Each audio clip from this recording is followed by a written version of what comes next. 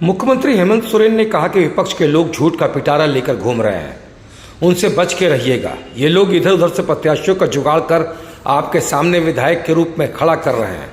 आपके विधायक लगातार 5 सालों से बड़कागांव विधानसभा का विकास कर रही हैं।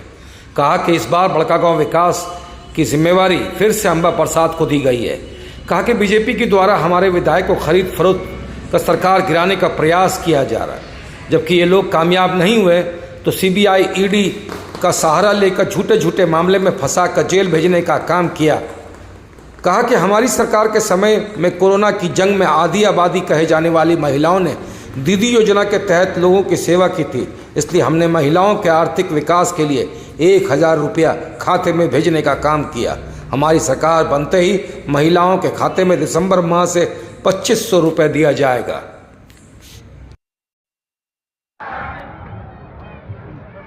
बहुत कम समय है, कई कार्यक्रमों में अभी हमें जाना है। बात 10-12 मिनट 15 मिनट के लिए हम आपके बीच में आए हैं। संक्षिप्त में अधिक बातें समझने का कोशिश कीजिएगा, क्योंकि यहाँ पर जो विपक्ष के लोग आए दिन झूठ का थाली लेकर के पूरा बड़कागांव विधानसभा में घूम रहे हैं और लोगों को दिग्भ्रमित कर रहे हैं और जुमले सुना रहे हैं। इन जुमलों से थोड़ा बचिएगा, क्योंकि इन लोगों ने पूरे देश के लोगों को ठगा, झारखंड के लोगों को ठगा, अब बड़कागांव के लोगों को ठगने की तैयारी चल रही है। सावधान रहिएगा। सब आयातित नेता इधर उधर से जुगाड़ करके लोगों को प्रत्याशी के रूप में भेजते हैं और हम लोगों को दिग्भ्रमित करने का काम करते हैं। झारखंड के लोग बहुत सीधे सरल भोले भाले लोग होते हैं। अभी 5 साल हम लोगों ने सरकार चलाया और आपकी स्थानीय विधायिका रही अंबा प्रसाद जी, हम सब महागठबंधन के लोगों ने फिर से इनको आपके बीच में प्रत्याशी के रूप में खड़ा किया। वो इसलिए खड़ा किया है कि विगत 5 साल मेरे सरकार के कार्यकाल में हमारा हाथ का नाक बड़कागांव के लिए अंबा प्रसाद जी ने काम किया और फिर से हमारे आपका नाम की जिम्मेवारी, बड़कागांव के लोगों की जिम्मेवारी हम इन्हीं के हाथ में सौंपना चाहते हैं, क्योंकि आपकी बात, आपकी जो समस्या है वो सीधे तौर पर हमारे तक आए। 5 सालों में इन्होंने आपके बड़कागांव की कई समस्याएं, चाहे खनिज संपदा की बात हो, माइनिंग की बात हो, विस्थापन की बात हो, सड़क, बिजली, पुल पुलिया की बात हो, बहुत सारी बातें लगातार ये प्रयासरत रही। कई चीजों में हम लोगों ने शिकायतों का समाधान भी किया, कई चीजें बची भी रही। आपको पता है, हम लोग सरकार बनाए तो जितनी चुनौती हमारी सरकार ने देखा राज अलग होने के बाद, उतनी चुनौती किसी सरकार ने नहीं देखी। कोरोना जैसा महामारी आया, 2 साल 2.5 साल कोरोना लेके हम लोग का चला गया, कोई काम करे काम सबसे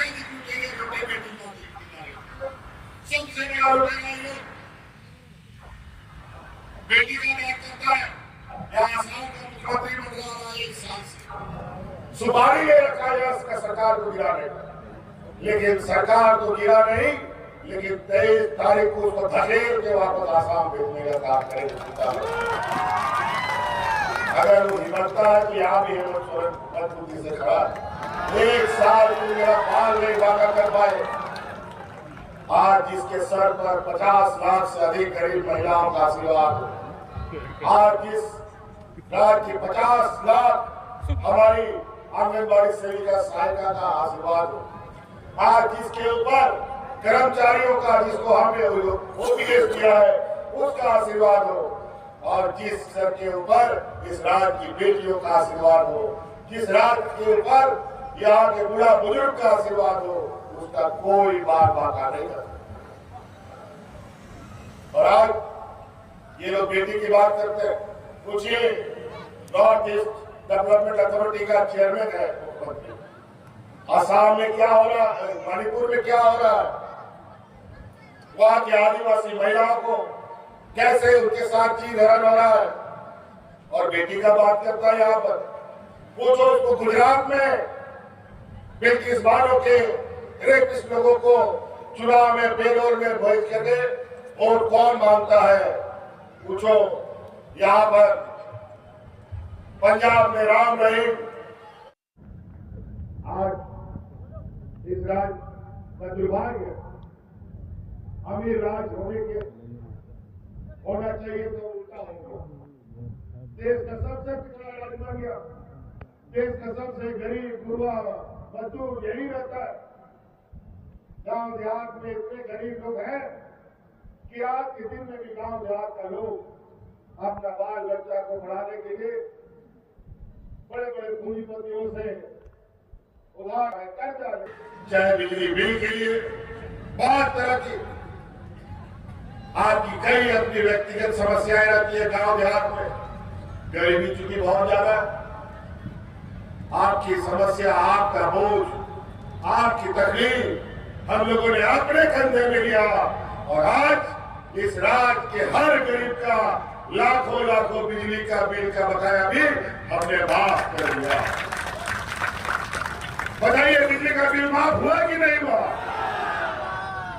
आपका बोझ घटा कि नहीं घटा? बताइए, लाख, 2 लाख, 2.5 लाख, 50,000, लाखों रुपया एक झटके में हम लोगों ने खत्म किया। लेकिन 20 साल में बिजली का बकाया को लेकर कितने लोगों पर केस मुकदमे हुए, लोग कितना परेशान रहे, ये आप सब लोग जानते हैं। अभी तो हमने आपका बिजली का बिल बकाया किया है, सरकार भी बनाएंगे और हमारा संकल्प भी है, जितना इस तरीके के केस हुए हैं सभी केस वापस लिए जाएंगे। पहले बिजली आता था, नहीं आता था, लेकिन समय पर बिजली का बिल आ जाता था। चुकता नहीं करे तो थाना हाजिर, कोर्ट कचहरी फिर। लेकिन अब बिजली 24 घंटे आएगा और बिजली का बिल कभी नहीं आएगा, ये हम आपको वो इसलिए क्योंकि 200 यूनिट बिजली हमने आपका फ्री कर दिया है। आप पंखा चलाइए, बत्ती जलाइए, कभी बिल नहीं आएगा। तो कई ऐसी चीजें योजना गिनाना शुरू करेंगे तो इतना 5 साल नहीं, मात्र 2.5 साल में हम लोगों ने इतना काम किया कि हमारा काम का बोझा तले ये भारतीय जनता पार्टी जमीन में गड़ के रह जाएगा, निकल नहीं पाएगा। आज इस कोरोना के जंग में हम लोग जो 2.5 साल असलियत रहे, आज इस कोरोना की जंग में इस राज्य को हम लोगों ने बचाने का काम किया। इस राज्य की जनता को हमने बचाया। अगल बगल के राज्य में देखो, यूपी बिहार में लोग जानवरों की तरह मरते थे, लोगों को दफन करने के लिए मिट्टी खत्म, जलाने के लिए लकड़ी खत्म हो गया था। लेकिन झारखंड में ऐसे हालात बात मर गया।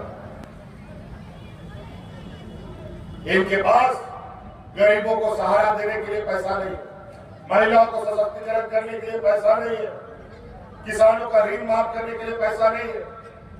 और तभी तो डबल इंजन की सरकार में हजारों किसानों ने आत्महत्या की, और यही सरकार है जहां 2 लाख तक का किसानों का ऋण माफी करने का काम सभी लोगों ने किया। तो कई बातें, जमीन लूटने की बात, उद्योग के नाम पर, खनन करने के नाम पर, माइनिंग के नाम पर कौन उद्योग, कौन जमीन लूट रहा है, किसको विस्थापित होना पड़ रहा है, पूछो इनसे। सब इन्हीं के व्यापारी मित्र हम लोग को विस्थापित कर रहे हैं। उड़ीसा में देखो, छत्तीसगढ़ का हरदेव का जंगल अपने व्यापारी मित्रों को दे दिया, वहां के आदिवासियों को खदेड़ा जा रहा है। जो विरोध करता है उसको नक्सलवाद बताता है और गोली मार देता है। इसीलिए हम लोग आने वाला समय में इन परिवारों से लड़ने के लिए अब ये बोलते हैं हम लोग आएंगे तो विस्थापन नीति बनाएंगे। तुम आओगे तब ना बनाओगे, हम लोगों ने बना लिया है, इसे बस लागू करना बाकी है। एक एक हिसाब लेंगे।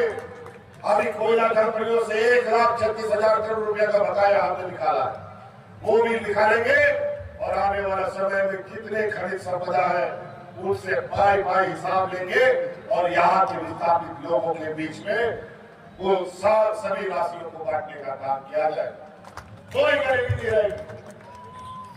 और आते बोया को गुरुमा बोया दूसरा बाजीरा गुरु मायके को अब संतान बोया उन्होंने तो 100 सीटें काटा तो दिशा दो या चुनाव करना वोट सलाम परत कर लड्डू परत का तमरा सोहराय बहा छठ दिवाली सारा मिलू करा लेकिन दुआ चुनाव महापर्व सारा को लड्डू परत करा आलो पर खाते होते मां आलो पर पसला बा मी उमरे मेरा गुना दूरिया आसरा ने मेरा गुना और आते महागठबंधन हर हाल में लोगों को जिताओ युक्ता हो और बहुत बढ़िया बात है 1 नंबर ईवीएम मशीन में बटन है 1 नंबर और कोई कंफ्यूजन नहीं है। और निश्चित रूप से 13 तारीख को यहाँ वोट कोई घर में नहीं रहना चाहिए एक भी वोट। और जो लोग यहाँ आकर के आपको भ्रमित करते हैं उनको बोले भाई मोहर ले जाएगा। लेकिन 5 साल के इस चुनौती भरे कार्यकाल में भी हम लोगों ने गांव पंचायत सरकार के पदाधिकारियों को कर्मचारियों को बीडीओ को सीओ को भेज करके आपकी समस्या का समाधान किया। अनेकों बार सरकार आपके द्वार से हम लोगों ने पदाधिकारियों को आपके गांव में भेजा। कई ऐसे गांव के लोग हैं जहां बीडीओ किसी को नहीं जानता, सीओ किसी को नहीं जानता, ब्लॉक ऑफिस कहाँ है ये भी बहुत लोग नहीं जानते। डीसी एसपी की तो बात बहुत दूर। लेकिन अब हमने पहले भी कहा है सरकार में कि हमारी सरकार जो है रांची हेडक्वार्टर से नहीं गांव से चलने वाली सरकार है। अभी तो पदाधिकारी को पंचायत हमने भेजा है। अब आने वाला समय ऐसे नीतियों के साथ आगे हम जाएंगे और सरकार चलाएंगे कि अब आपको ब्लॉक और जिला कार्यालय जाने की जरूरत नहीं पड़ेगी। बीडीओ सीओ आपके दरवाजे में जाएगा और आपकी समस्या का समाधान करेगा।